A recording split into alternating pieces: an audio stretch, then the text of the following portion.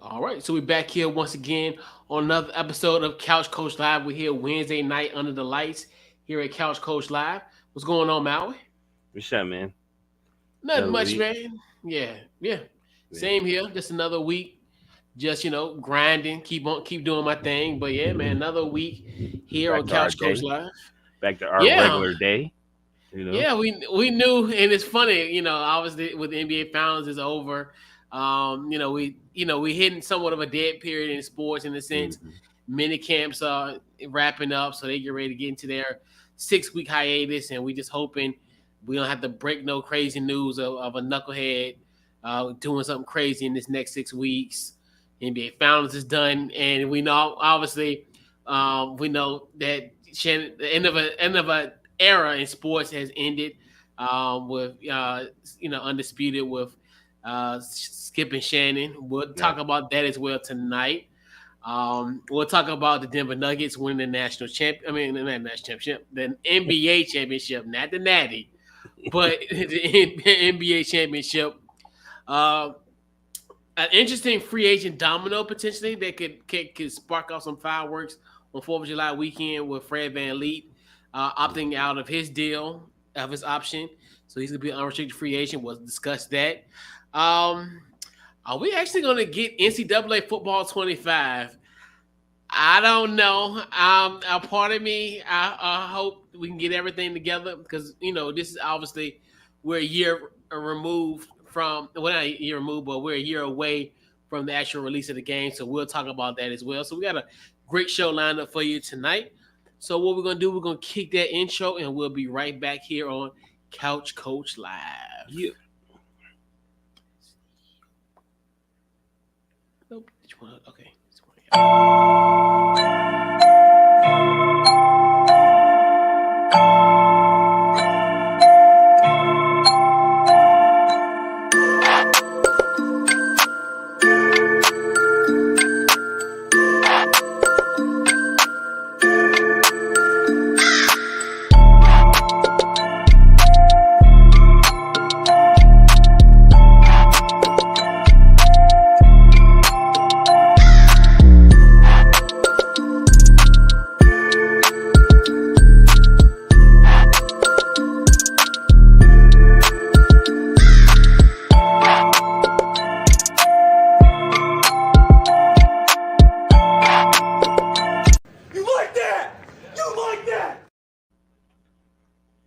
And we definitely like that. Shout out to our guy, Captain Kurt. So we're back here once again on Couch Coach Live. So before we get started, um, this week's episode of Couch Coach Live is brought to you by the good folks at Goalie. Head over to goalie.com. Use the promo code CouchCoach at checkout. So I know we kind of teased it in the beginning of the show, and if you've been following us the last few weeks, we've been getting you primed and ready for the NBA Finals for each game, I think 1 through 4. And obviously, we would have a game 6, but there is no game 6 as the Nuggets did win on Monday night by a final score of 94-81 to win their first ever championship in their franchise history, in their illustrious 56-year history, combined with the NBA and also with the ABA as well. What a great run! I mean, this Denver Nuggets team was 16-4 in the playoffs. Jokic, a two-time MVP, now a Finals MVP. So he's the first player in NBA history Oh. to lead his team in points, hmm rebounds, assists in the postseason. Mal, your thoughts on this uh, championship Denver Nuggets squad? I mean, congratulations. I feel like they were. What I would say about this team is loyalty. I don't really see since the bubble. I remember in the bubble, I said Utah and the Nuggets. One of them is going to have to make a move because, like I said last week, or one of the preview post games, or whatever. Um, they were staying at like between 2 and 4 every year, and then they wasn't going anywhere. Nobody was checking for them, and Murray stepped up. We didn't even know Murray was going to be the ball like that, and he balled in the bubble. And then Michael Porter Jr. stepped up. You know what I mean? And then um, they lost, of course. But then when I look at the all three of those teams, the Heat, the Lakers, even the Nuggets, the Lakers changed their team the next season. They made some real big changes, and then the next year they had a complete different team. But if you look at the Heat and the Nuggets, it's really the same team except for Lowry. Lowry was there and Love, but it's almost like, you know what I'm saying, almost identical. You know what I mean? When you really pay attention to it. And so when I look at the Nuggets, I was like, they really, except for Gordon and KCP, they almost and Brown, they almost like the same team that they had in the bubble. So like when I thought about that, I was like, man, of course they should have won. The chemistry was there. They just added on. They didn't lose anything, you know. So congrats to them, man. When I was looking at the stats, it was nothing crazy. Um, I don't think, honestly, I don't think they're going. I'm not gonna say not gonna win another championship, but I do feel like it might be a couple years, because I don't feel like they was as physical. I don't think the Heat was as physical with the Nuggets as I think they should have been. I feel like they respected them. Am I tripping off of that?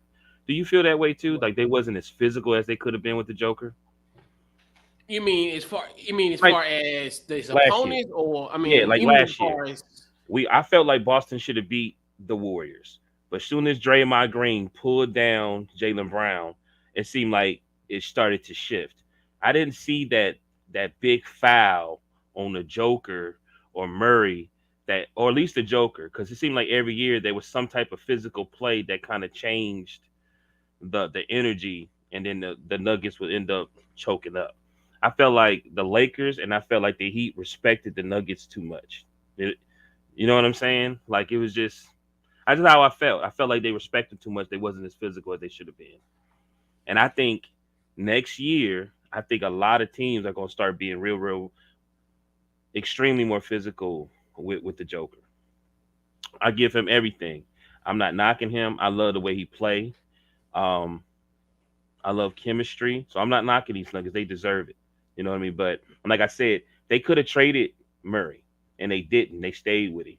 And look what happened. The first year he was really, I guess you could say, somewhat year that he was actually healthy. Look what happened. You know what I mean? yeah. And if in Jokic, I think he played against by far like the best centers in the league from a defensive standpoint. And with you think about Rudy Gobert, he Mm-hmm. faced him in the first round. Then you got Mm-hmm. DeAndre Ayton in Mm-hmm. the second round. Then you had Anthony Davis, and then he had Bam. So to me, that's another I thing know. where you're going through a gauntlet like that. That's to Yes. me that's impressive. But I just think this Denver Nuggets team. I think it's another thing where it just reminds me of Milwaukee. A small Mm-hmm. team, a small market can win championships, and Oh, it's one of the things where it just shows you right. where it used to be. Well, all you had to be this big market team to win a championship, and you look at just how the brass of both of Denver being able to create this type of roster, and you just think the fact that even prior to the acquisitions of of a Aaron Gordon, they had young pieces Right. to get that to make those deals Excuse me. for Orlando. So you had like a guy like a Bol was there, who they kind of parlayed that, and a few other guys to Orlando to get that pick. But I just definitely think that this Denver Nuggets team, and it's too early to say that this team is gonna run the West. No, not necessarily, because anything can happen. This is another team where anything can happen. Barring interest, if they stay healthy, they got a legitimate shot. But we never know. With these things, you never know how a team is going to be. This team is going to it's going to change. So you still gonna have your core, but what they're going to build around that core. And props to Mike Malone. I definitely think I love the fact that that chip on his shoulder, even in the winning of that, he's like, look, this ain't it. We love what's going on now, but we want more. And Right. I think I love that coming from a guy like Mike Malone. And then Right. I know we kind of made jokes and kind of was like, yeah, he a little bit too much talking about put it in your pipe and smoke it. But that's what gets his players going. And they're like when we Right. talked about after game one, I love that about that coach, and he has that edge. And that's one thing. Mike Malone's another one where he was, especially nowadays in the NBA, where he could easily could have been on a chopping block, and they Right. stayed faithful and loyal. And that's to the brass with Denver. So you look at that, and I just love the fact that just the simple fact of just this team all together. I'm so happy for a guy like a DeAndre Jordan, Jeff Mhm. Green, and Jeff Mhm. Green is another one where he's somebody that he's if once he retires, everybody should hear his story. I think everybody his story is so riveting to a point where I mean, you think about it, 11 years ago, he went through open heart surgery Forgot at about that. 25 years old. And Mhm. for him to still be playing in the league almost 12 years after that, and the fact that he's placed at a high level, not maybe not, I mean, he's been playing Mhm. at a high level for all this time. And it's just one of those where you look at everybody has a story on this team. And I know you're gonna have that for every championship team, Mhm. but this team has a lot of stories that a lot of people can draw inspiration and understand. Right. Hey, they're more than just champions in the basketball sense, but more champions in life, Mhm. and they've overcome through so much adversity. So, it may not have been the most sexiest NBA Finals, Right. but these are some kudos to the Nuggets. My guy Reggie Jackson, he getting it. He would get a ring. My boy Bones gonna get a ring. So shout out to Bones. He was Mhm. on there half the time, but Bones gonna do his thing. So congrats to the Denver Nuggets, man. Small team wins, small markets win. So um, I would say this about Mr. Malone, Coach Malone. At the energy that he's bringing, I think more coaches need to go that way because I feel like it was almost like a college coach. Like he's bringing that energy to motivate them. I think a lot of coaches don't do that because most professional coaches don't carry themselves like that. So I feel like to me, he believed it. He motivate them to believe his vision of what they needed to do. You know what I mean? yeah, Um, to rebuttal about you said some of the centers like some of the ones that you talked about, that's what I was saying. They're not. They wasn't even Bam. They're not yeah, physical. Like these centers aren't physical. So when you sit there and think about it, it's weird because the Lakers, if they probably would yeah. have played, even the Warriors, like Draymond was gonna foul him quite a few times. You know what I'm saying? Like, uh, But yeah, that's the only but that's what I'm saying. But they're if you look at it from a collection of those four, they're probably one of the like as far as if you look at those four, right. they're like one of your top defensive centers in the league. I know that's what's Yeah, so crazy. but That's what's crazy. but Yeah, that just shows you the greatness of Jokic. Where yeah, that's yeah. I'm where not like knocking Joker. Yeah, it's yeah, and that's where I think people fail to realize. Yes, granted, but he gonna do his thing. right. So He it's gonna like do his thing. regardless of who you gonna put in there. I mean, maybe Victor Wembanyama might give him some hell down the line, but I mean, I other would than just that, get I you. mean, Yeah, I think that the NBA is transitioning to back before the Warriors, and I think that you need to get you a trash guy. You need to get you one of those guys that's gonna go out there and just put a body on him and just be he's just really there just to be physical, and especially in the playoffs. You know what I mean? That's why when he went up against the Dwight Howard, the White was messing with him mentally. He just really was there to be physical with him, and that's it. You know what I mean? But the thing with the Joker, he can shoot the three. and the thing about that is. And like we talked about the weird thing, and I know I hope Spoelstra isn't looking at me because now he gonna say I'm gonna have an untrained eye. But in a sense, what makes Jokic even more effective is even when he doesn't have the ball, like he has an Yeah, opportunity, like coming out that pick and roll. So if you did what Miami did in Game 2 and have him be the end all be all score right, and get everybody else not involved, right, then you can kind of shut that one man wrecking crew. But that's the beauty thing about Denver is that depth and having those right. ability to have the unsung heroes, so And the height, it's interesting. like they got some height. They Oh like yeah. Bruin. His name was last name. What's his name? Bruin or was Christian Braun, the dude Braun? from Yeah, Kansas. Yeah, he's like yeah, 6'8", 6'9". yeah, KCP was 6'6", 6'7". yeah. Gordon what? Gordon like he about 6'9", six He eight. probably about six. I think Gordon might be 6'8", 6'9" is right. I Right. think he's 6'8". And then that was just on the court. You know And what I'm then saying? Michael Because Porter Murray looked Jr. like he about Yeah. 6'5", 6'6" too. And then think about Michael Porter Jr. Man, let me ask you a question. Right. What if We'll talk about it later. I'm gonna hold that one. But I'm gonna yeah, hold but that one yeah, but because he legit. I think if they get them a real point guard, and then Murray could just play off the dribble, they're gonna be dangerous, man. Yeah. It's gonna be interesting. And that's one thing too. Now I'm really just curious how there what's gonna be their addition by subtraction Right. going forward. Because the core is gonna be there, like I mentioned earlier. But everybody else, how's that gonna play? But shout out to Joker, man. Joker, like, look, man, I'm trying to go back home, man. He ain't even trying to go to the parade tomorrow. So shout out to Joker. He's like, Right. oh, I want to go home. Real quick, Yeah. Mr. Coach Malone, pay attention to this year. Just because you got a championship, like my man Coach said, you was on the chopping block. Man, focus, because they do not care if you got a championship. In a year or two, Yeah. they may fire you if you ain't back where you supposed to be at. Well, yeah, that's what I'm saying. Like, because he runs necessarily, but there could have been some times where they could have Right. could have got rid of. Because we just know how the NBA is in a sense where, Right. yeah. So there were a couple times if you look at it from I wouldn't even say NBA Twitter standpoint, because NBA Twitter can be a cesspool at times. But Yeah. I digress about that point. But yeah, and this is one of those where.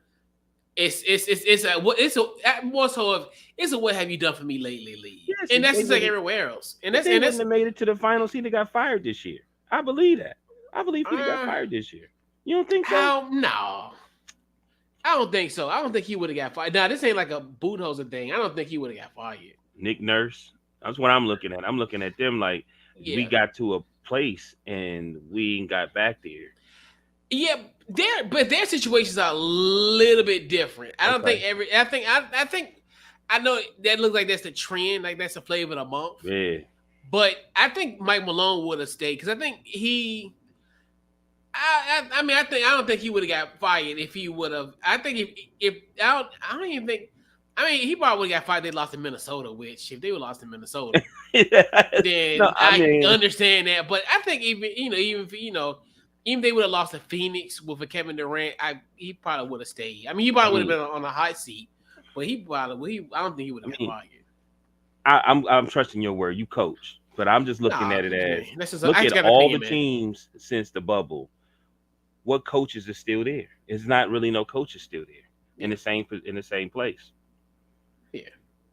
Yeah, I mean, yeah, it is what it is, but that's gonna be everywhere. I mean, everybody's gonna be a little bit different. I think the Budenholzer situation is because of they lost in the first round. Mm-hmm. I think they won't get rid of him anyway. He was the one that if they didn't win the championship 2021, he probably would have got fired that year. Mm-hmm. But then coupled with the fact now you had the best record in the NBA, you lose to Miami, and we was even saying, well, Tyler Hero is the biggest loss in this compared to when Giannis got hurt, which is crazy. Like we said, we talked about this a few weeks ago, like how we really people was out here debating on Michael Jordan's internet and saying, you know what, Tyler Hero is gonna have it affects the game more than Giannis, the injury alone. So but definitely shout out to the to them, and then Michael Porter Jr. I think, another one where I like what he's done. Dude had back surgery as a teenager, right, and came back. So shout out to Michael Porter Jr. So I want to talk about something real quick too. Jimmy Butler did exactly what I knew Jimmy Butler was gonna do. I mean, yeah, but it's like that. So that's why but that's why I think everybody, like, to me, he's like a number 2 option. And that's why I always I get they got far. I mean, they are, we can think about it. Yeah. This was in a very historic year for the Miami Heat. I mean, he was talking about it in April before the play-in. I was even saying, man, it's just crazy how Miami really just back in the playoffs. But they did their thing, because you can think about last year they were the number 1 seed in the East and they lost to Boston, and then they then coming back this year with that motivation. And I'm like, Jimmy Butler, it's reminiscent to all his playoff runs where, yes, he does stuff, but that's just Jimmy Butler. But the thing is, just imagine if he had somebody with him. That's why I always I don't want to say get mad, but it's like the perfect situation that Jimmy Butler was in Philadelphia. When you had a guy like a Joel Embiid, put it on his back, and then you get a guy like him that can close it. You had a guy like a JJ Redick can hit shots for you. Like that was a perfect team for especially for Jimmy Butler's skill set. Why did he And leave even again? Minnesota, huh? Why did he leave again? Wasn't it something about the coach? I think it was either. I know it was something about. I think it was they was either was gonna sign Tobias Harris. I think it was Tobias Harris. I think that's where it was. It was between the two of them. I think that's what ended up happening with that. But that was his ideal situation. I mean, the best situation he was in Minnesota, but obviously we all know what Karl Anthony Towns really. But I thought it was some beef between him and Embiid too. He said Embiid wasn't working hard or something like that. and that's a possibility. I mean, it's a possibility. I think that's what we look at. Even though now he's a league MVP, but now we're looking at. And I think that's one of the things the biggest question mark with Nick Nurse heading into that scenario. Like, is he going to get the best out of Joel Embiid? So I think, at that time potentially, but Jimmy's different. So I think my personal opinion, Joel Embiid puts him on the floor. Like he does his thing. But we got a guy like a Jimmy Butler who is just this super ultra competitor. I can see where he come from because he's the type of person that he wants everybody to be almost similar to him in a sense where it's almost like, and this is just for context only. This is not a comparison. So NBA heads, do not come for me.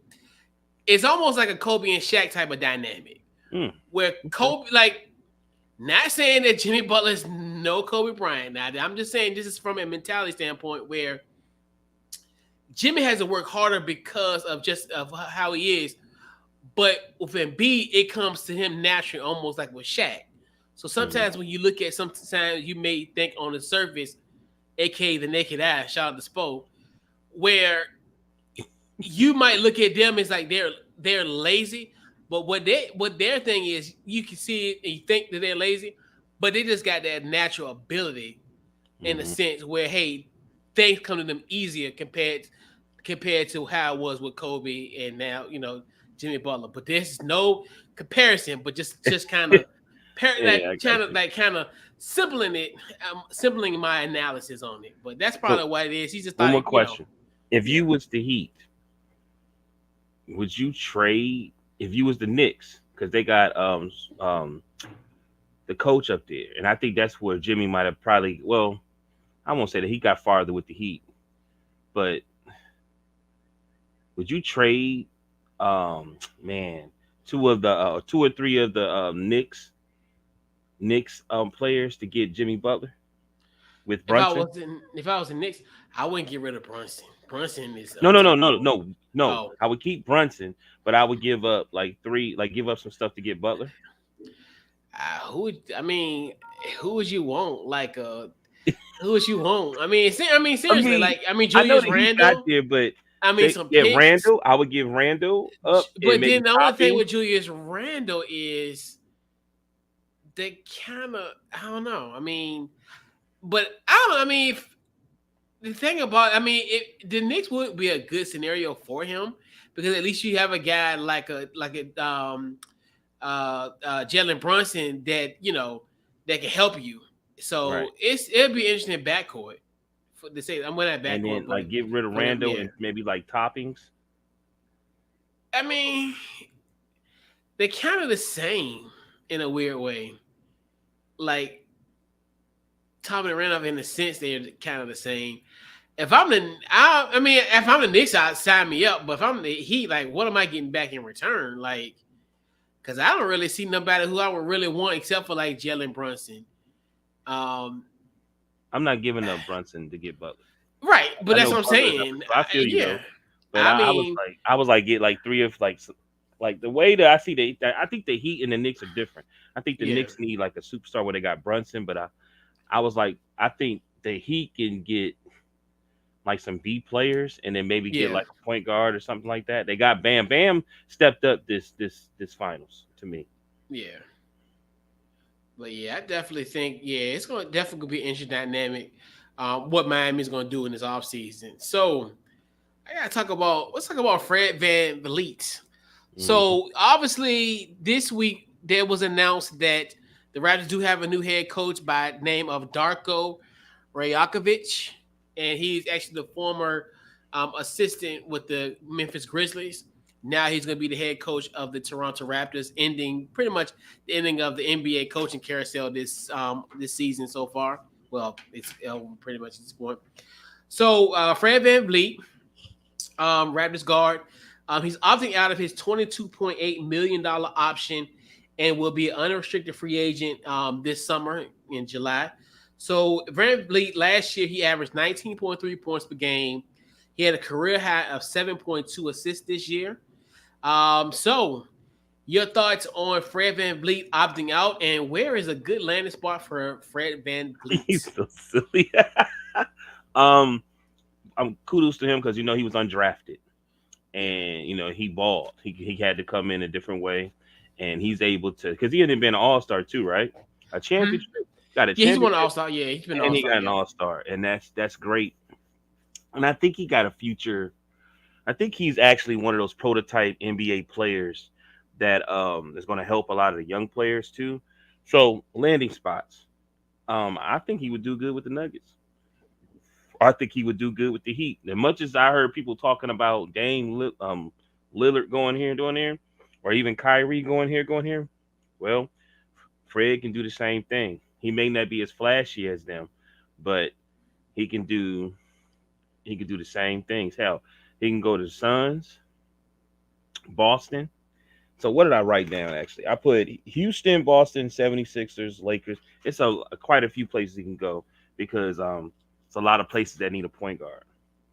A Yep. lot of There's a lot of twos playing point guard. You know what I mean? And I feel like, well, I think he's a point guard, but to me, he's a better two than most of the point guards right now. Yeah, it's going to be interesting. And I know they said it's a potential that he's gonna that he'll be he might stand back with Toronto, but I'm like, no, I don't think that's going to end up happening. Um, and I think the ultimate one, I think where he gonna get like where he can get the most money, it's probably gonna be Houston.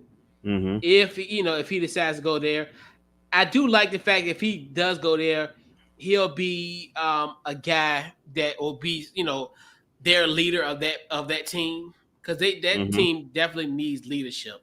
I know we talked about like the whole thing about James Harden going back to Houston, but I think this might be the best solution for Houston. You bring in a vet like him; he's only 29 years old, so you look at that scenario to help aid with that.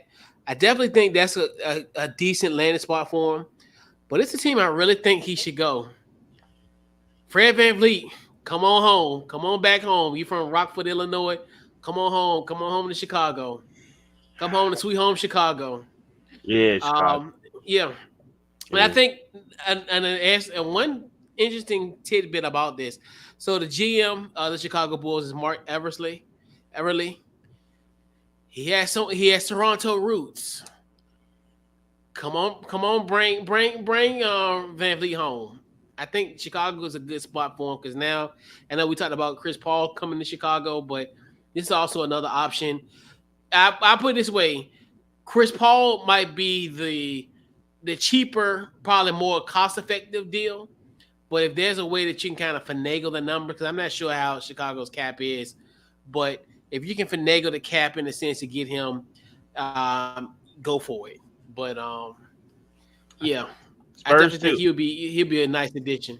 Spurs too. It's a Yeah, lot. yeah, especially with Market there. Wimby, Yeah, it's a good great market. market for him. Yeah, I think that's probably one of the reasons why he probably opted out too, because Right. and it might be a case like you said. I'm like I said, he may go back, but hey, this is a great time to kind of test your options, especially when you're unrestricted. So Mm-hmm. I think it's going to be a nice, I can see him now being recruited, aka wined and dined in an NBA sense, Right. getting flued out to different cities. He an all You know, star and he a champion. So what do you think? I mean, I'm just asking. In If you in 29. that predicament, would you be trying to just get your bread right now, like a nice little 3-year, 2-year deal?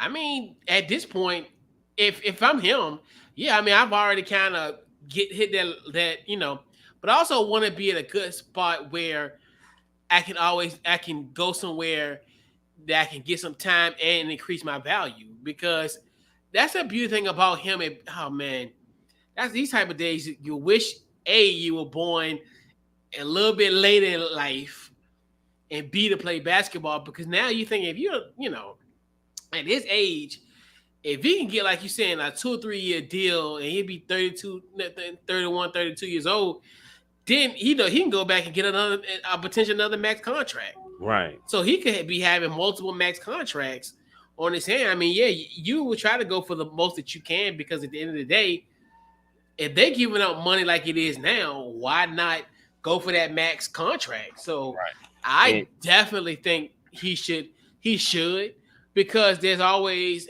but I would be wise. I would go to a place where I know I can, I could increase my value. Like in this case, hey, maybe I can go have a career high in assists once again next year or the next few years, or points per game wise. Right. So, and he was averaging about 55 to 65 games a season. You know what I mean? And so it wasn't that's actually pretty good when you look at most. You know what I mean? He like close to 15, 20 points a game.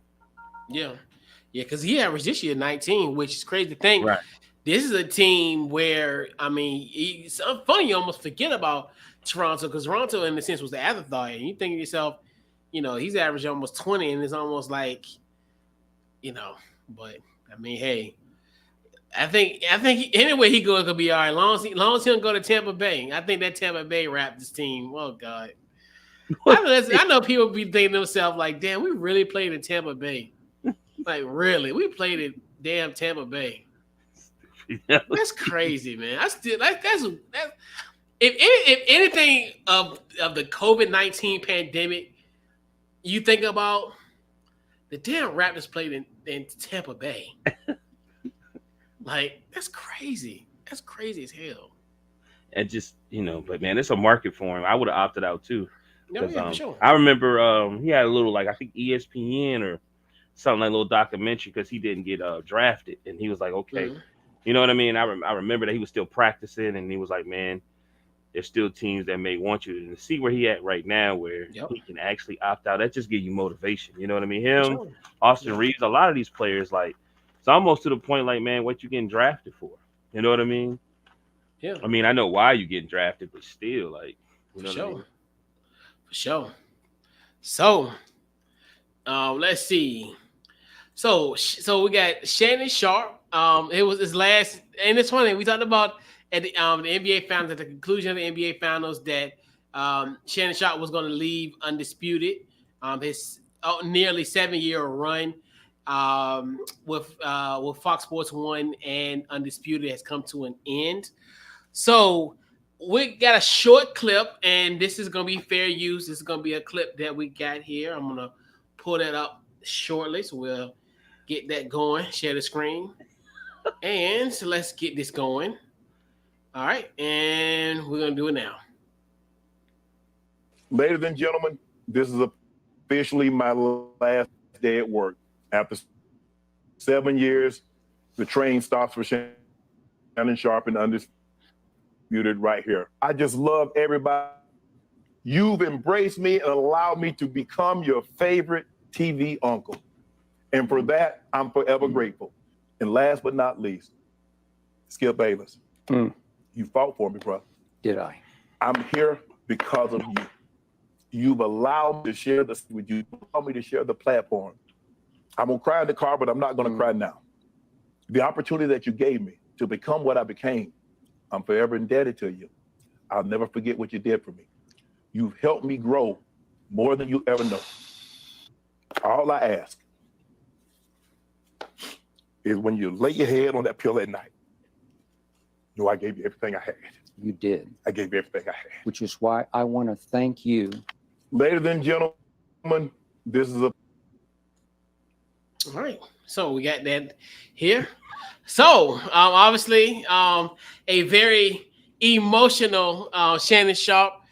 Thanking everybody, and it was more of a lengthier goodbye. Yeah. But we had to kind of shorten it up, and obviously, let's make sure we get the legality straight. This is a fair use, so we got that down on the screen as well. So make sure that we're good. So, your thoughts on Shannon Sharpe's last day um, with Undisputed.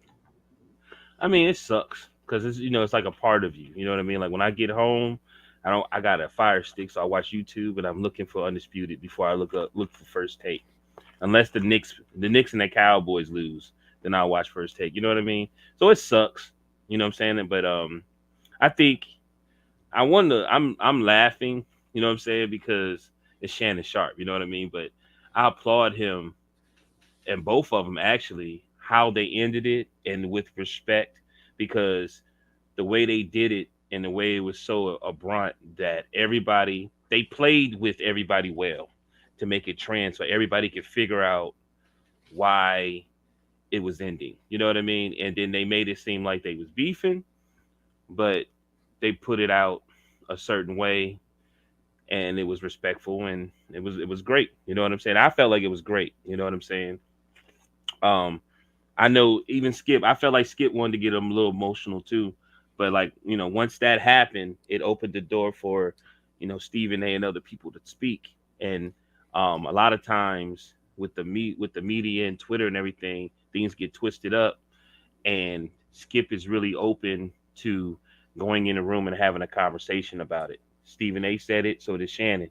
So by that happening, everything is not what you think it is. You know what I'm saying? So, I mean, shout out to both of them, man. I thought it was great. That's what everybody really, truthfully, I think that's what everybody kind of wanted to see. You know what I'm saying? And I think it ended pretty well. You know what I mean? Yeah, yeah, man. Like I remember when I first reacted to it, when it was breaking news Hmm. about 2 weeks ago. Hmm. Yeah, I mean, everything must come to an end. I think they got to a point where this is an amicable split. Hmm. And and that's one thing where with Shannon Sharpe, I did like the fact that he did thank Skip for what he did, because I mean people fail to realize, like, well, if you look at how Shannon Sharpe was 6 years ago, I mean we looked at him essentially was a one dimensional kind of guy. I mean he was on Right. NFL Today, so you think, so okay, he's just an analyst on the show once upon a time. And now he's morphed into like this character, like you said, I'm everybody's favorite unc. He played that to perfection. So now you see that he's more well versed than what we previously thought he was, and like you said, and Skip to give him an opportunity to, and we seen him like on First Take, at times kind of subbing in for Stephen A. But this was a great opportunity where Shannon was able his personality flourished. Hmm. He didn't have to worry about, like 10-second segments or like, everything that was going on in the NFL Today. So this definitely was a great opportunity for him to showcase his personality. Anyway, I mean, and it was very emotional. And I think I loved about it, even though we didn't show all of it. It was like about Hmm. 7 minutes. Like he thanked everybody from hair and makeup, the Hmm. security people, the lady at the front desk. They say, "Do you want something? Yeah, just make me some pancakes and some bacon." Right. So he thanked a lot of people. I just and all things come to an end. And I know Skip, I definitely like how Skip handled it as well. Because Skip, I know Skip wanted to cry, but Yeah, Skip, Skip you're was not a Skip, crybaby. but Skip, yeah, but Skip, Yeah. that's Skip's nature. Yeah. So, and he, and that's one thing too, where I think people, these things happen, and I think it's just a natural part of life. And I think this is a good opportunity where they both left on great terms, because I think if this would have went longer, then this might not have been a amicable split. So Hmm. shout out to Uncle Shay Shay, Hmm. and shout out to Skip. Skip said Undisputed coming back, and guess who retweeted? Oh yeah, Shady. So If we want to know some indication, Shady. Shady McCoy, LaShawn McCoy. They really go put him. Wow. Well, no, I don't know. See, this is what we do on Twitter. Like we Right. speculate because Right. all he did was retweet it and said, and I think I forgot what he said. But a lot of people saying, "Well, is that a sign like that he gonna jump ship?" Which I mean, it is what it is. But yeah, but both parties will move on. Shay, he gonna do his thing. Skip gonna be Skip. Skip gonna be on that desk for long as he live at this point. I mean, just to piggyback, there's been some shows like Mike and Mike, and even First Take with Max. I seen something where that was brought up, and it just happened, and they just left us hanging, like almost. And it's like, or it ended, and you could tell it was some type of beef there. And it just was great that they was able to set us up, let us know when it was going to end, and everybody. I thought it was promoted well, marketed well, and then we got to see it. And then what we got to see was, because remember Strahan and Kelly, like how that ended, and it was just always some negative. It was horrible. Yeah, that was between that and when Mike and Mike were the two most awkwardest goodbyes ever. Beto leaving and Paul and Paul Pierce. Yeah, but I'm just saying, for that to happen, and it was like, man, that's what's up. You know what I'm saying? Like, you know what I mean? Like, it ain't got to be no beef. You could just, you know what I'm saying? But at the same time, it could be some respect. There got to be no hating. It's just some respect. Yeah. You know what I mean? And it's and that's another thing. It's the timing, because Mike and Mike was together for 18 years. I think it was 18. I think 17 or 18 years, because they started, I think, like in 1999 or 2000. And I think they ended 2017, 18, right around that range, because they had a great relationship. And then it soured over a course of time. And it was crazy because, like, when they left, their families were kind of like separate of each other. Like, I mean, Golick went out to Sunset with his family, and then Greeny went with his. So it was really but you can tell, like, towards the ending of it, that, it was something off. But yeah, this will go down as, one of the best. And then, like, speak for yourself. Well, Riley left. You know what I'm saying? So, a lot of it, and then that's another one where they somewhat of a beef. Him and Archo. I never knew that. But it ain't a beef, but it ain't a beef on Marcellus' side. But Archo wanted to be the main person, and that's what I'm saying. Like, and that's what a beef used to be. We got a good thing going, but you seem like you're doing things behind the scenes because you want to be the main person, or you want to do this. And as time go on. Okay, cool. Things must change, and it's, what I'm saying, everything stagnant. You always want to try to do something new, Yeah, plus Acho, he was on a different level too, where he was getting interviewed by Oprah and all kind of stuff. So he took like 2020 and just flew off. Like, he just went from it's funny, like, he went from like just a jag at ESPN, and then now he came to Fox Sports 1 and just had a jettison, and just, so you know what, now I want to be the guy. Bring Shady, Joy, Rick. I put him in RC, Ryan Clark, in the same boat, where I felt like both of them ascended at the same time. You know what I mean? Yeah. But anyway. But yeah, man. But yeah, it's gonna be definitely. It was definitely great. It was really cool. The only thing I missed which was there, Jenny Taft. I wish Jenny was there. Yeah, I really do, because that's where and that's like, man, I wish Jenny was there for real. Right. That last day, but man, I miss watching it with Fine Joy. Joy was bad with them glasses, and she just be talking, and I'd be like, man. But it was some great. I wish they would have like showed some old ones, like when with the Colin Kaepernick thing. I think he spoke well. You got that. It was set up for him to really shine. You know what I mean? To see a different side, because I remember, like my dad and certain people, the way they would speak about him. You know what I mean? Speak about Shannon, and we actually really got to see a different side to him. Like recently with the Ja Morant. In Colorado, he like, yeah, I've been there before to that strip club. You know what I'm saying? Mm-hmm. You really got to see a different side to him. Like, Yeah. man, I know y'all think this, but I was really in them streets. Yep. You know what I mean? Yeah, and like you said, you can't do that on the NFL today, and that's the thing where that's it. Like, and that's why I'm glad he was thankful of that he did, give love to Skip, because like you said, I'm just used to him. Like, and I used to love when he was, with the Broncos, and when it was media day, because I knew that time when him and Ray Buchanan got in it, that was funny. And it's just his personality was really flourished in that. So when he stuck up for Ray Lewis, this man fighting for his life, like, you know what I mean? Mm-hmm. Well, man. So it sucks, bro, because I don't know what I'm gonna watch now. Hey, I mean, it is what it is. Yeah. But it's gonna be interesting, though. That's gonna definitely be interesting how they will pivot, and it's gonna be definitely interesting how that's gonna play out and who's gonna be the next in Undisputed. So, did they say where he going? No, he said you'll see me somewhere, but he don't know yet. That's what So I don't know. I mean, he'll be somewhere. So I don't. It's interesting though, because even with the buyout, I find it interesting because to me, normally in those cases, I wanted it like in the buyout. It's weird because like with the buyout, it's almost like he can go anywhere. Because normally, like in this type of case, sometimes there's like a no compete. There's like a no compete, because that's what happened like with Skip.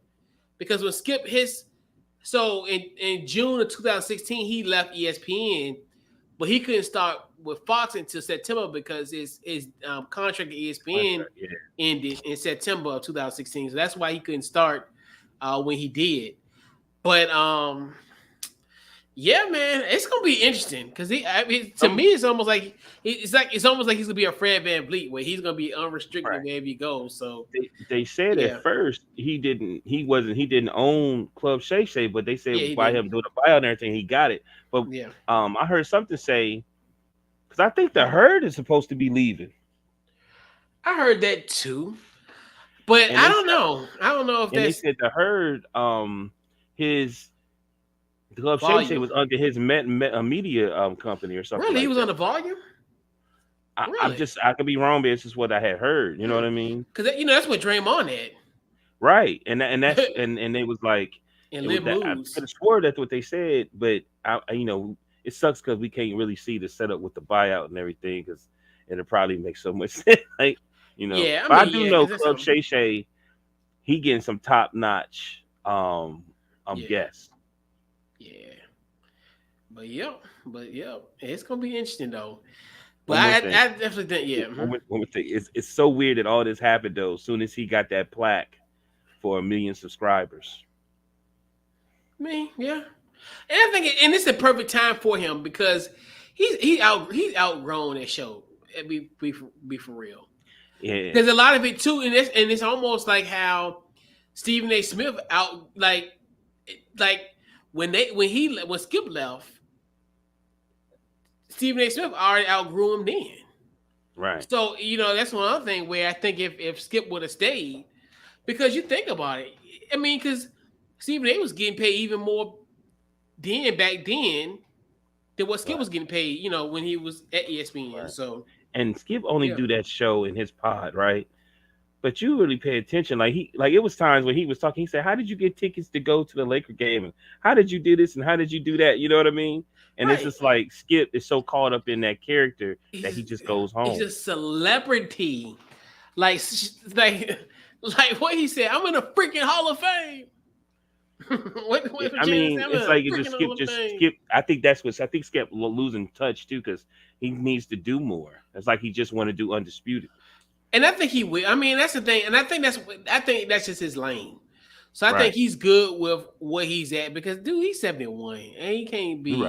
Right. Yeah, I think, bro, 71. Well, he probably he'd be 72 this year, but bro, 70 some years old. It's a miracle that he can get up at 3:00 in the morning every day and do the show. No, it ain't, because that's his ego. He like, man, he gonna make. Yeah, that's what I'm saying. But I'm talking about a typical 70-something-year-old person, right, getting up, getting ready to go to work. That's what I'm saying. Like, So wearing that's a Jordan great feat at that, right? and his Hanging he out got with his Lil gold Wayne. ice, his Hanging gold out, chains on. hanging out with Lil Wayne. I'm gonna miss the goat though. I'm gonna miss the goat man.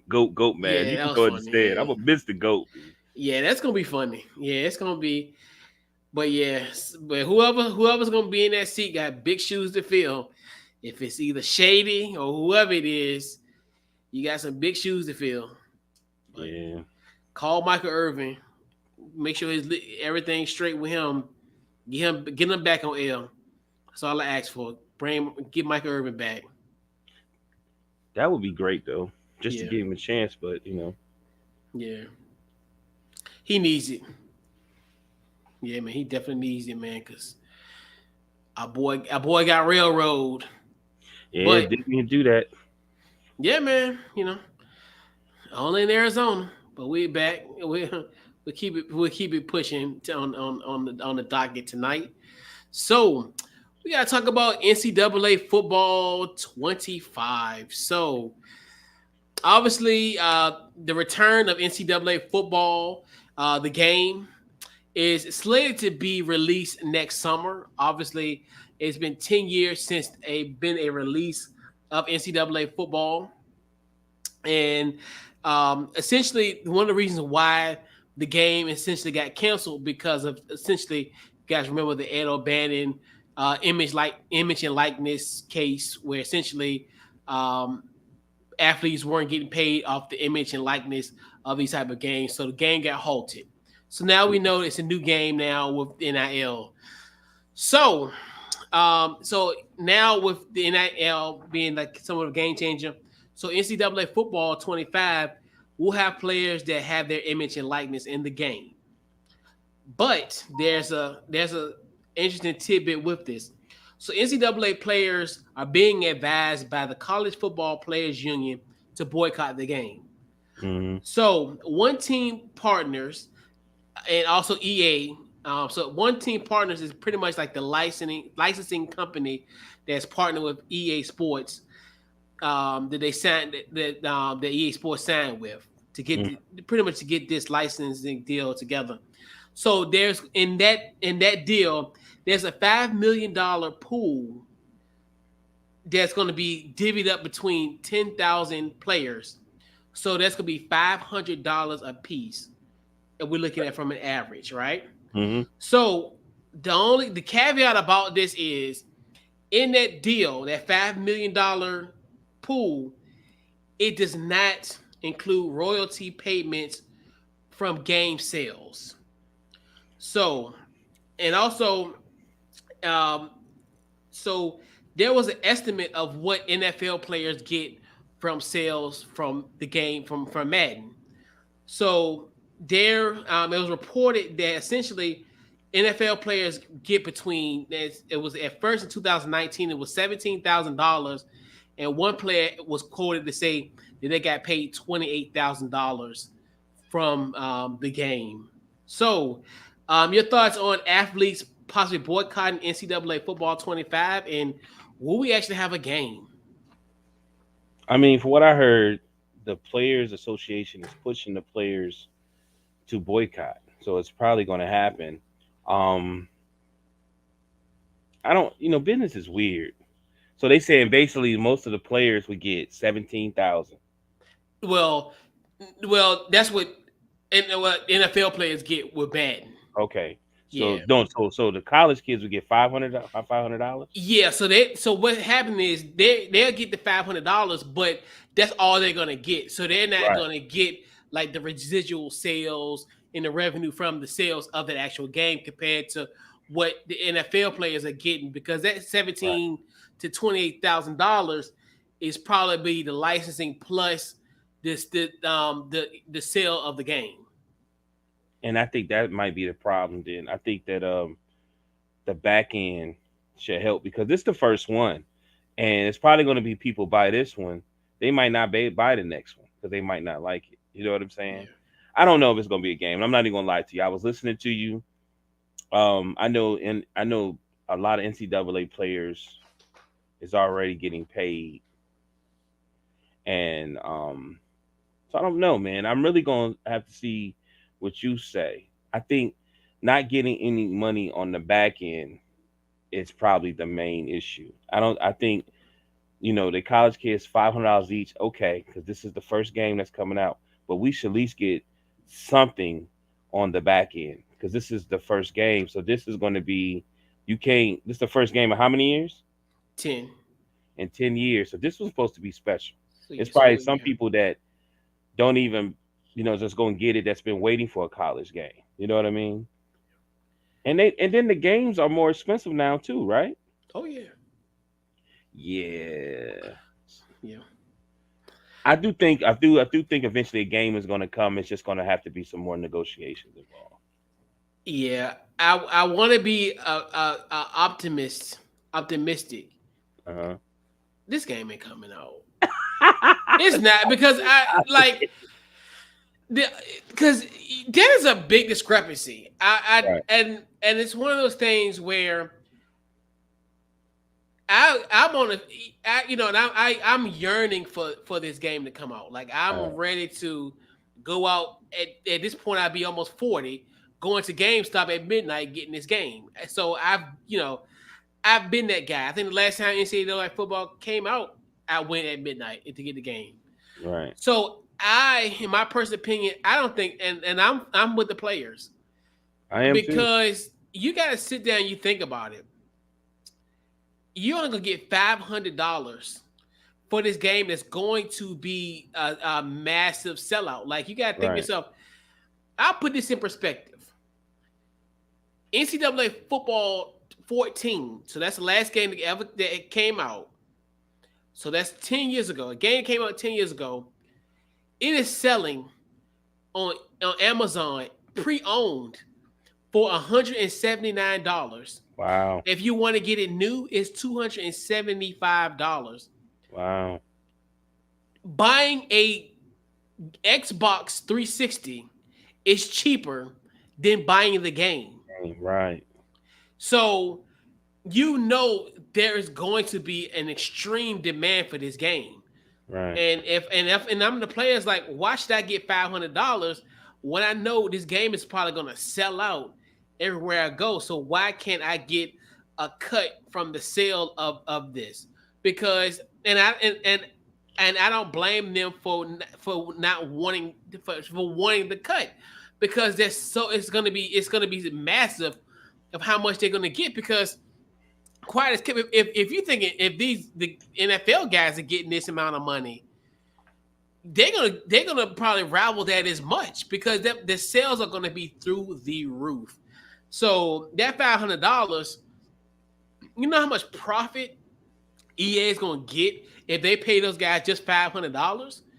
Like it's just unreal. But I don't think it's coming out. I mean, I know I hate to be the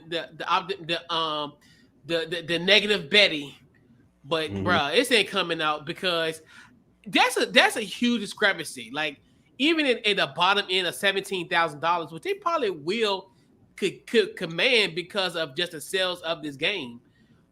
And I don't think that they're gonna come to a truce when it comes to this. And I think I got a strange feeling if we do have a game, it's probably gonna be just like the classic game that we used to have, where QB13 from USC that's gonna be the name. It's not gonna be Caleb Williams. Right. Like I don't understand why whoever representing the players go negotiate in what the players would want. What would be good? That's what I heard today. That's why I said I'm cutting this off.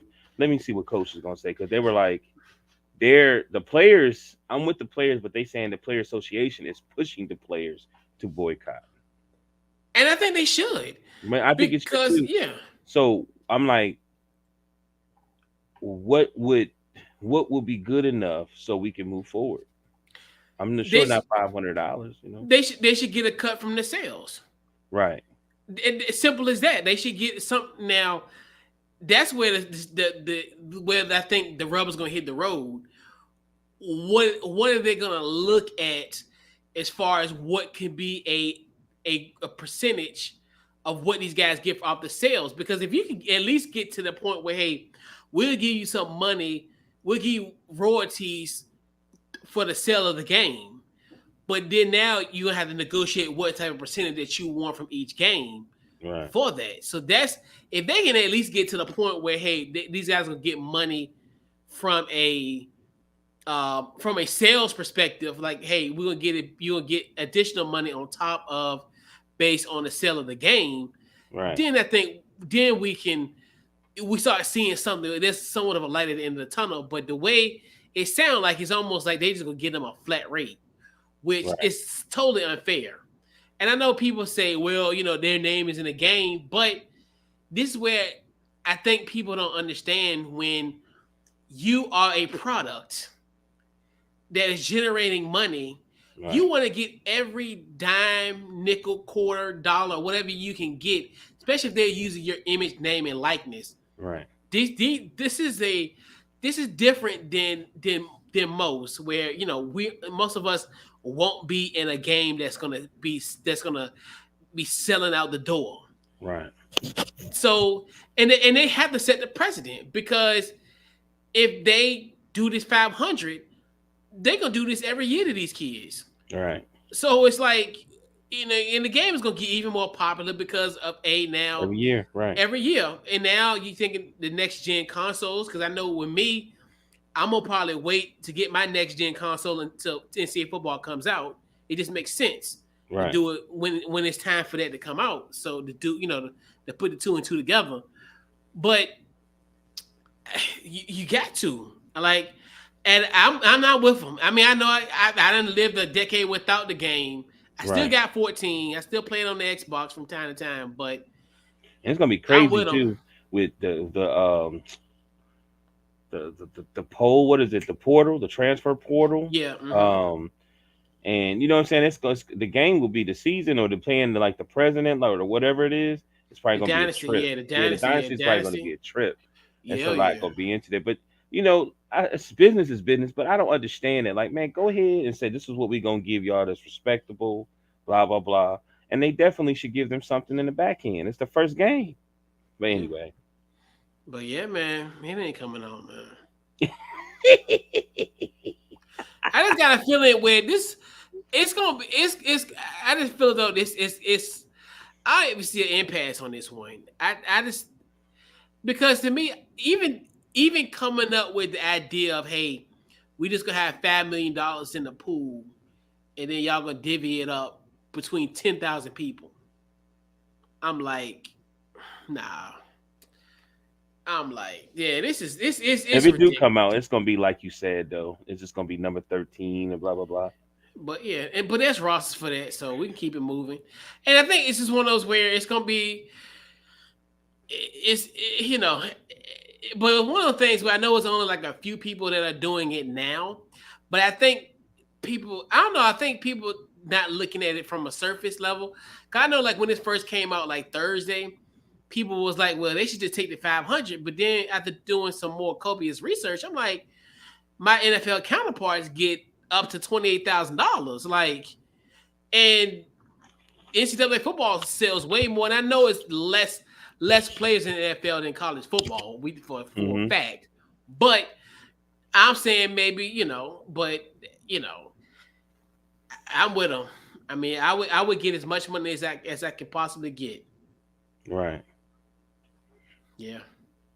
Yeah. Get your money, nephews. Get your money, nephews. Yeah, man. That's the whole reason why y'all getting paid. Y'all got to learn how to, handle your business.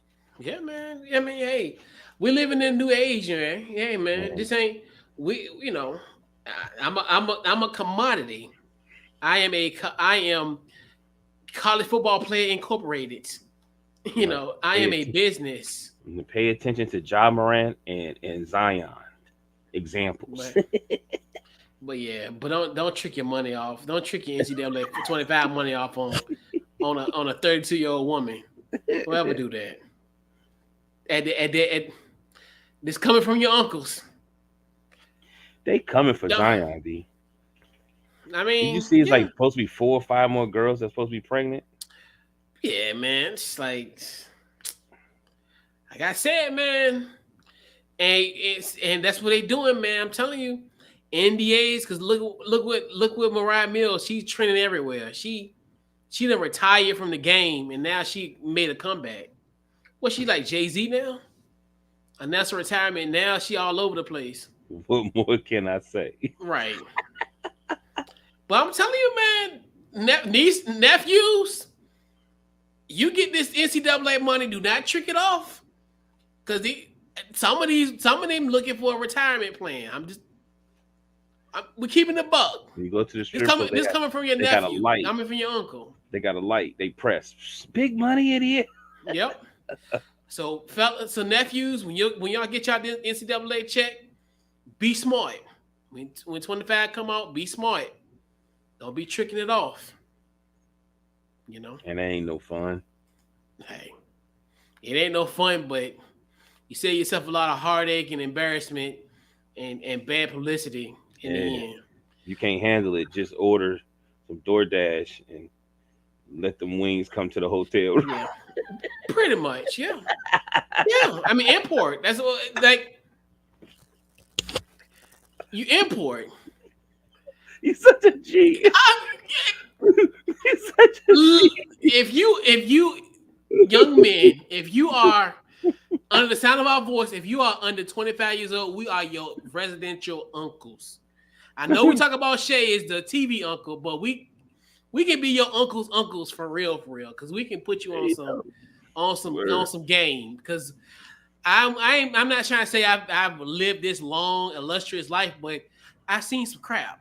And you ever seen that dude? You go to you just trying to get some food or some change or something, and then you know not to look, and then that one dude look, and you be like, you good, Jose? Yeah, I'm good. Like next thing you know, he ran up there with $1. He's sitting right at the stage. Oh man. Yep. Just like we said, I think it was either game 3 or game 4 pregame show. You can put your hands in the dirt, but don't get your hands muddy. I mean, dang. This is some friendly advice from your resident couch coach uncle. Word. So, that's why I'm half gray. So I have a question before we close out on the show. I got a question. Yeah. How do you feel about your boy Paul Pierce? Embarrassing. It's embarrassing, man. It's like, dude, you're almost 50 years old and talking about some rentagirlfriend.com. I'm like, bro, you too old for that. Like, they gonna sponsor the show next. It's so stupid. And then dude, and like, that's embarrassing. Like, this man, like KG trying to carry on a show and you over here, just talking like, oh, where Gabe Vincent? KG like, he right there. Just like, what game are you watching? You don't you don't think none of that was cap? Because I felt like I was watching another podcast where there was a guy that's been on there for the last few months and he's been doing, he wasn't that bad.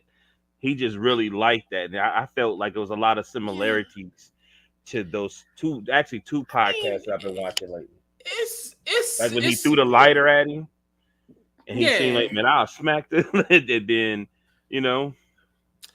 it's almost similar to the situation that happened that ultimately got him fired. Where and that's another one. He our aunt. How the nephew got to school the aunt about what he need to be doing? Like it's stupid. Like it might be for theatrics, but that's not entertaining. That's embarrassing. Like you're on a live and you're talking about renting a girlfriend. Like, bro, that's like prostitution, dog. Like, I mean, I'm serious. I mean, you really got to think to yourself, like, rentagirlfriend.com. I'm like, bro, like, really? Like, why? Like, this, come on, honey, calm down. This, right. I can understand if it was a 22-year-old young man doing some stupid stuff like that because they're used to oversharing. But, dude, you're almost 50 years old. Why are you up here trying to have these women and all that type of stuff while you're doing a live thing for the NBA finals? I'm like, and then the whole thing with the Instagram live when he did that with the jump with the girls. I'm like, dude, why are you doing this? Like, what's the point of sharing a moment that should be private?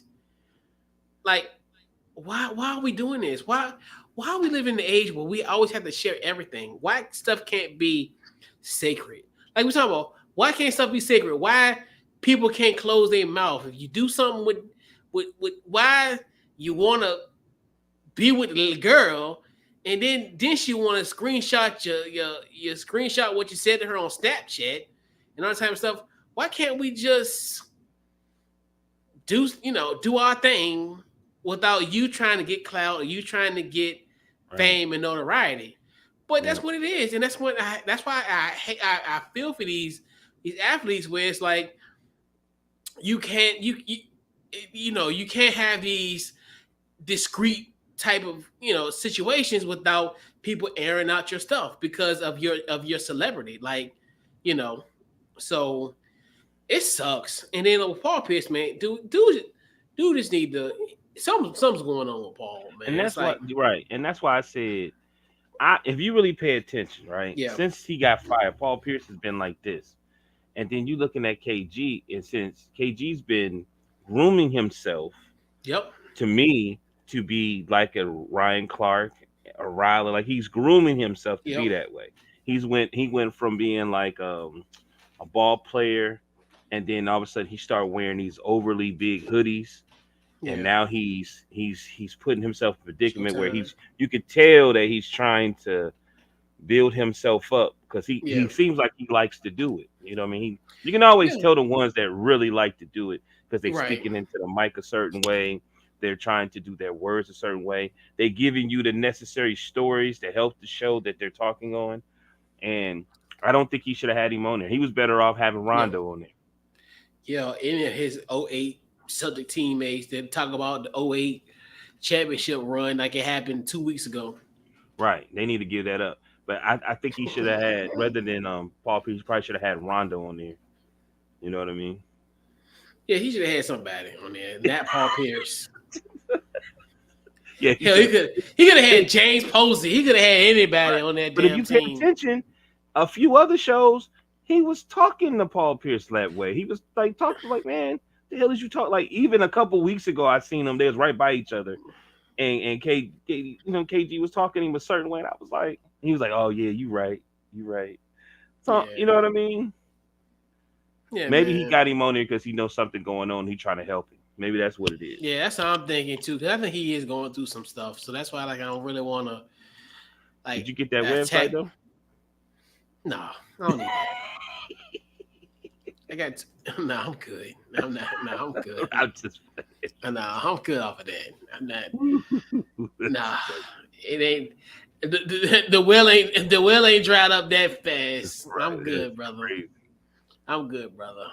You been in that predicament before, like KD, like Kevin Durant. I'm sorry, I mean Kevin Garnett, where you just like you embarrassing me. Oh yeah, I mean not on live television, no, not on nothing live, but in life, I'm like, yeah, dude, you need to slow down, or why is this person around and they're not good for you? Right. But that happens because we all get weak by the flesh. Yes, we do. I mean, at the end of the day, we's men. So, I mean, the flesh is weak, my brother. What like in the good words of O.R. Johnson, we must stay focused, brothers. Right. We must stay focused. Right. We must stay focused. Brothers and sisters, we must stay focused. So, we'll put a ball on tonight's podcast. So, first, I'm going to go with your game ball this week. Who gets this week's game ball? I gave it to a couple people, man, at the server that won the championship. I'm giving the game ball to Thomas Bryant, Reggie Jackson, and my man D. Jordan. Bryant played with the Lakers and the Wizards, won with the Nuggets. Reggie Jackson played with the Clippers. What team did he play with? OKC before that? Who, Reggie Jackson? Yeah. Yep. Mm-hmm. And it's so weird for them to trade him because I think he got traded to Charlotte, right? And he did a buyout. I think it's something like that. Yeah, he been around. He's been kind of. But if you've really been paying attention to the Clippers since Kawhi Leonard been there, Reggie Jackson has been the player that scared everybody and has got them to the. It was just so weird that they let him go. And definitely Jordan. You know what I mean? I think he played with the Clippers. He played with the Mavs. Did he play with the Mavs first? Hey, was it? Because I remember he was getting ready to sign with the Mavs. Yeah, so he played with the but he did in the Olsen playing with them.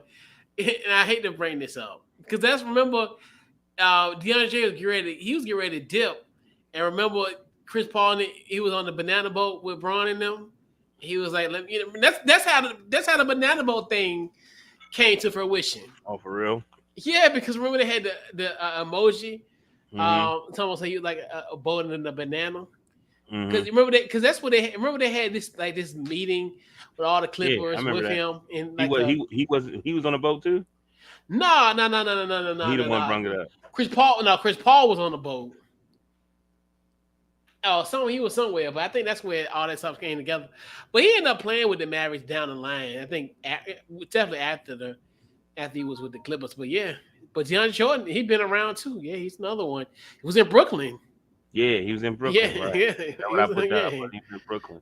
Yeah. So he finally got one. You know what I mean? Yeah. And then definitely Jeff Green. I forgot to put his name down. Yeah, man. They deserve it, man. That's what's up. Yeah. So my game ball, I got 2 for the price of 1 because obviously we haven't had a Wednesday show in a minute. So, so the first one goes to the Vegas Golden Knights, winning their first ever Stanley Cup. We got to think about it. They've only been in existence for like 6 years. So definitely huge shout out to the Vegas Golden Knights and South Florida. I'm sorry. Once again, we had to bring up another L on your team as they beat the Florida Panthers 9-3 to win the Stanley Cup in 5 games. So shout out to them. And then also my final game ball, I got to go to the Oklahoma women's softball. I think we talked about this last year. So once again, they won their 3rd straight consecutive titles. Definitely huge shout out to the Oklahoma ladies softball.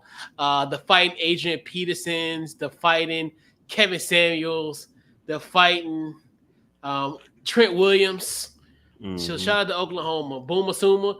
Also the fighting Baker Mayfield. So shout out to them and the fighting Jalen Hurts as well. So yeah, man, give it up to Oklahoma. So man, it's so like wide open. What we gonna be talking about the next week? Like what's going on? Like, what's so crazy? It is every year. I swear to you, I always think it's gonna be a dead period, and I always say since I've done this show with probably obviously the first year we started in July, but from 2015 to present, I always say, "Oh, this is gonna be a dead period in sports." We still got free agency. Right. We're probably gonna do it, when Jock gets suspended.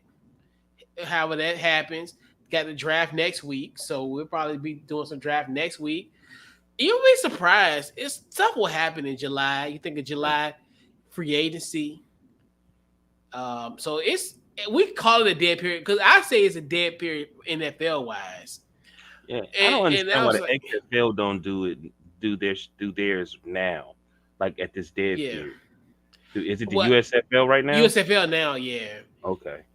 It's interesting, but then, and I think that's funny because shout out to our guy LA, but we always, and when he used to be on the show, we was always like, man, we just hope ain't no knucklehead gonna do nothing stupid in these next 6 weeks to garner headlines as far as NFL wise and because it's to the point where hey, once they done with mini camps this week, hey, you won't be back until 3rd week of July, so. Yeah, I mean, it'll be some stuff. You'll be surprised. Right. When you think it's nothing to talk about, it's like almost like the pandemic in a sense where that March of 2020, we were like, okay, what the hell's gonna happen? Like, there's gonna be no sports, no nothing, but it was still stuff to talk about. But the same thing with here, and I think it's gonna be some interesting stuff. And I think free agency, and then there'll be some other news that's gonna break. Figure out where Shannon Sharpe is going to be at. Yeah. and who will be taking Shannon Sharpe's place at Undisputed. That's gonna be interesting. Right. So yeah, it's always gonna be something. It always be something to talk about. That's one thing. It's funny. Like you always think, like man, it's gonna be dry, but trust me, there'll be some stuff going on. Right. So, final thoughts before we head on out. Great show, man. Man, I guess we already did the final thoughts for real. Got some stuff going on with the drafts and see where players are gonna move. I've been staying away from my Lakers stuff because they're not about to make me go crazy. You know what I mean? So yeah, we see what happens. Yeah, once again, another great show. Yeah, man. Like you said, NBA Finals is done. So yeah, this usually just the chill part of the year for the most part. For once everything kind of ratchets it up, and I actually like this time of year for real, honestly. Get it all down because pretty much once July hits, the end of July, especially like when we do the anniversary shows, like I always think it's like that's weird, like how when the show was created in July 2014, we went and when it happened then we jumped to like NFL previews like the very next week, and that same thing where it's just been a constant. So there'll be a somewhat of a chill, but then we do our NFL previews, and then that's when it's just like knee deep in football coverage, and that's one thing. Oh, I mean, I hate to say this, but I love it, but it gets exhausting. It really gets exhausting. You hit about Thanksgiving, you're like, what is a Super Bowl? Right. Like for real. Like, especially this year, I was like, I think once like November hit, I'm like, dude, like we still got like 3 months of this. But it is what it is. But it's I complain about it, but I love it though. It's but right. But yeah, we get really heavy in the NFL. Cannot wait for that. Clearly, it'll be fun. It'll be fun. Oh yeah, for sure. That's when you really show your arrogance when it comes to the NFL. Oh no, not really. I mean, my fandom gets there, but yeah, it's gonna be fun though. It's gonna be a fun season, and we'll get some stuff going with that this year, and all the multiple things I'll be doing this year probably. And certain things I'm gonna have to probably cut and do some stuff for our show wise, but yeah, I'll be out here in these NFL streets podcasting everywhere at some point. I'll be hopping on somebody's show, but we shall see. So social media, where they can find you? DT Morgan 78, Instagram, Deshaun Morgan, Facebook. Okay. Facebook, Twitter, Instagram. Social media wise, Couch Coach Live, Facebook, Twitter, Instagram, YouTube, TikTok, Couch Coach Live. Check out the website, couchcoachlive.com. Pretty much anywhere you get your podcast, we're on Apple, Spotify, we're there. And just pretty much just check out, just Google Couch Coach Live. You'll see a multitude of things that's going on with the brand, website wise, and all that. So yeah, man. So this has been this week's Couch Coach Live, man. We will catch you guys next week, and we're out. Welcome.